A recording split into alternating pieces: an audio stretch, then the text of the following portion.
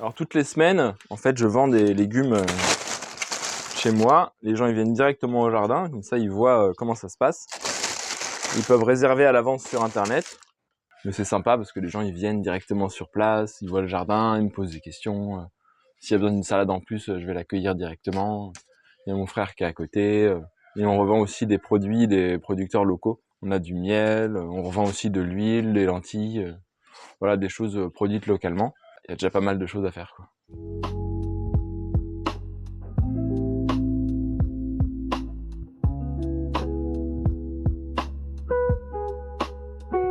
Alors, je suis content parce que regardez les grappes.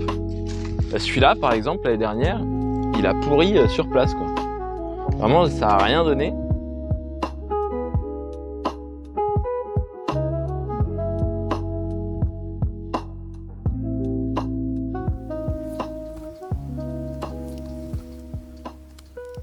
Faut tout le temps les rattacher. Mais vous voyez que là, il y a vraiment une combinaison. Ici, j'ai de la verveine que je mets tout le temps en tête de gondole et je fais des tisanes avec. C'est extraordinaire. Là, il y a les tomates qui poussent, vous voyez, qui sont là. Derrière, il y a du raisin. Et ça, c'est une des meilleures vignes que j'ai. Regardez déjà la taille des grappes. Elles sont énormes. Et c'est un des meilleurs raisins que je cultive ici. Il s'appelle Exlantia. Il porte bien son nom parce que vraiment, il y a très peu de grains en plus. On ferait goûter après, c'est extraordinaire. Et au pied, vous voyez, les basiliques. Donc là, bon, ça demanderait un petit peu d'entretien, j'avoue, de la taille et tout ça. Mais voilà, c'est pas mal d'essayer plusieurs variétés. Parce que par exemple, derrière toi, là, j'ai une variété de raisin aussi. Un raisin noir. Elle est très bonne, mais elle est un peu bizarre. Elle mûrit comme ça, de manière aléatoire. Et du coup, c'est vraiment pas pratique pour la manger ou la commercialiser. Pourtant, elle est très bonne, mais limite, il faudrait venir prendre les grains un par un. Alors bon, c'est un peu compliqué, quoi. Là, j'ai les tomates cerises. Vous connaissez la tomate cerise noire? C'est la meilleure des tomates cerises. Vous pouvez avancer un petit peu. Là, j'ai du shiso. Vous connaissez le shiso? C'est une herbe aromatique japonaise. Moi, je trouve que ça sent un peu le cumin et tout. C'est très très bon. Il y a plusieurs variétés. Ça, c'est du shiso, là. On va dire shiso à feuilles plates, rouges et violettes, parce que je connais pas le nom. Là, il y a le shiso rouge, qui est frisé comme ça. Et là, il y a du shiso vert. Le shiso vert, mon préféré. Qui a vraiment ce petit goût de cumin, là. Vous mangez ça avec du riz, comme ça. Les Japonais, souvent, ils mettent ça avec des sushis.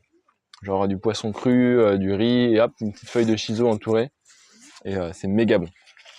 Là, il y a une tomate qui vient d'Australie. J'ai un pote australien, là, qui m'a ramené ça. Et c'est une espèce de petite tomate longue, là, un peu striée, qui est super jolie et super bonne. Et donc, j'ai toujours un petit mélange de tomates cerises pour faire des belles barquettes. On peut avancer un petit peu si vous voulez. Donc là, tout ça, c'est de la cerise noire. Ensuite, il y a de la orange, il y a de la rouge, de la jaune. Regardez. Voilà, elle est belle. Des rouges, des jaunes, des oranges. Bon là, j'avoue, la taille, j'ai give up, hein, parce que j'arrive pas trop à suivre en général.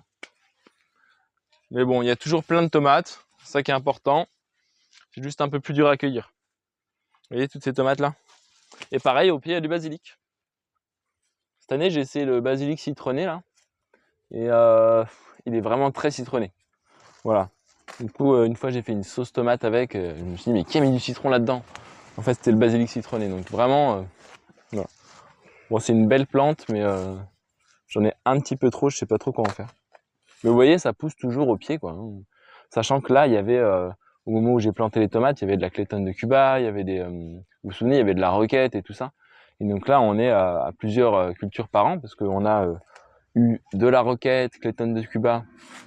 Il y avait des oignons frais aussi au printemps. Donc ça, c'est des choses que j'ai plantées à l'automne dernier. Et ensuite, j'ai mis les tomates. Ensuite, j'ai mis le basilic.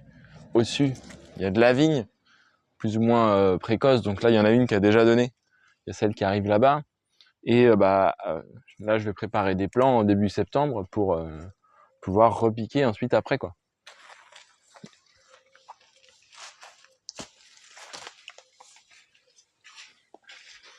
Ah là, on voit la chayotte.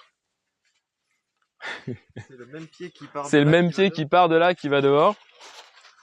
Et le pied, je crois qu'il est par là, là. Vous voyez?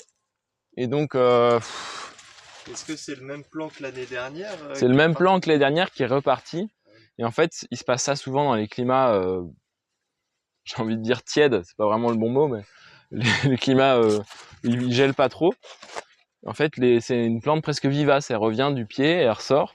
Et là, j'ai eu dehors, en fait, elle repartait pas, parce que je pense que ça pourrissait pendant l'hiver. Et comme sous la serre, il y a un peu moins d'eau, ça n'a pas pourri. Et c'est reparti au printemps. Et comparé au plan qu'il y a dehors, que j'ai pourtant mis à l'intérieur au début de saison, etc., là, c'est juste extraordinaire. Voilà. Donc, j'espère juste que mes clients aimeront bien les chayottes. Sinon, je vais me retrouver à faire de la confiture de chouchou. Bon, voilà. Et par contre, ça a un petit peu concurrencé les tomates ici. Et vous voyez là, cette année, j'ai eu un problème sur cette vigne. Je vais vous montrer. Parce que ça se passe pas toujours bien au jardin. Hein. Et toutes les autres vignes là que j'ai eues, franchement nickel, pas de maladie ni rien. Et par contre, celle-là, regardez, les grappes elles pourrissent sur place. Quoi. Donc, est-ce que c'est la chayotte qui fait trop d'ombre, etc. En tout cas, c'est dommage parce que c'est du super raisin. Et on voit que les grappes qui sont, si vous pouvez approcher, ouais, même celles-là, elles ont pourri. Donc là, On va refaire du vinaigre. ouais. Ah, pourtant, c'est super bon. C'est dommage, hein. Ouais, voilà. Donc parfois, il y a des trucs qui foirent. Mais ça dépend des années. C'est pour ça que c'est pas mal d'avoir différentes variétés. Parce que en fonction du climat, de la météo, en fait, vous allez avoir peut-être une variété qui va prendre le dessus. Ensuite, l'année d'après, ce sera l'autre. Et cette année, c'est pas celle-là. Voilà. Dommage. Peut-être une prochaine fois.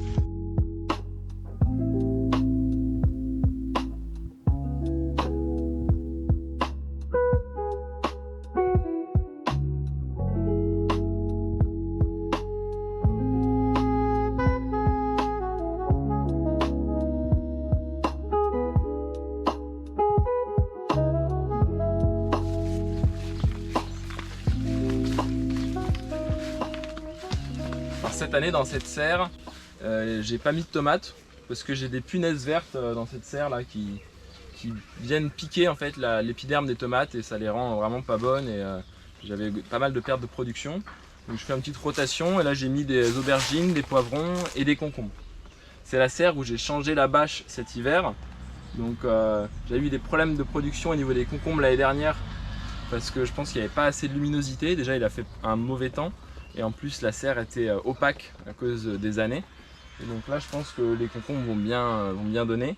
Et pareil, même système, hein, quand j'ai planté les aubergines, les concombres et les poivrons, j'ai mis là des salades, là du basilic, donc des aromatiques au pied des plantes, sachant que les salades et les aromatiques, je vais les couper en fait régulièrement, donc les plantes vont pouvoir prendre le dessus, genre les poivrons et les aubergines, et à un moment donné, peut-être qu'ils seront trop grands et les plantes au-dessus vont mourir, mais en tout cas en début de saison, je peux les associer pour pouvoir pareil optimiser les rendements au mètre carré, optimiser l'arrosage, l'apport de compost et surtout avoir beaucoup plus de choses à manger dans une serre. Et ça va augmenter la biodiversité, ça va permettre d'avoir plusieurs systèmes racinaires dans le sol, avoir plusieurs couches de sol qui sont travaillées par les racines, etc. Donc c'est beaucoup mieux pour la terre qu'une simple monoculture où on va planter tout le temps la même chose. Là, après les aubergines et les salades, en automne, il y aura des oignons, plein de choses comme ça, ce qui fait qu'on fait 2, 3, 4 rotations par an dans les serres.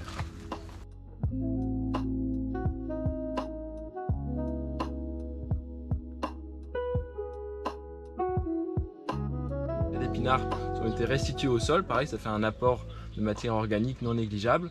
Et dedans, j'ai planté mes tomates. J'ai remis une bâche noire, c'est de la bâche d'ensilage, ce qui me permet vraiment de ne pas avoir d'enherbement et donc j'aurai beaucoup moins de travail. En revanche, je peux faire quelque chose d'un petit peu moins complexe, parce que l'année dernière, j'avais mis des carottes sous les rangs de tomates et ça me permettait d'avoir des carottes en plus. Donc pareil, c'est mieux au niveau du sol parce que y a plus d'exploration par les racines et puis il y a plus de diversité de plantes au mètre carré. Mais c'était beaucoup de travail et cette année j'avais envie de relâcher un petit peu la pression au niveau du travail du jardin. Donc j'ai remis une bâche d'ensilage et c'est ce qu'il y a de mieux aussi pour lutter contre le liseron. Je vous rappelle que dans cette serre il y avait beaucoup de liserons, j'arrivais pas trop à m'en sortir, ça passait à travers la paille et tout ça. Et en fait la seule manière que j'ai trouvé pour réussir à le fatiguer, c'était de couvrir la serre tout le temps et d'être tout le temps sur de la bâche d'ensilage pendant au moins 3-4 ans. La bâche tissée, en fait la lumière passe à travers et le liseron arrivait à pousser sous la bâche tissée, donc la bâche d'ensilage toute noire là, ça m'a permis vraiment, l'année dernière vous avez vu, hein, j'ai pu cultiver des carottes, des épinards, des oignons sous les tomates, et il y a eu très peu de liserons. Donc ça prouve là que ça a fonctionné sur cette parcelle là.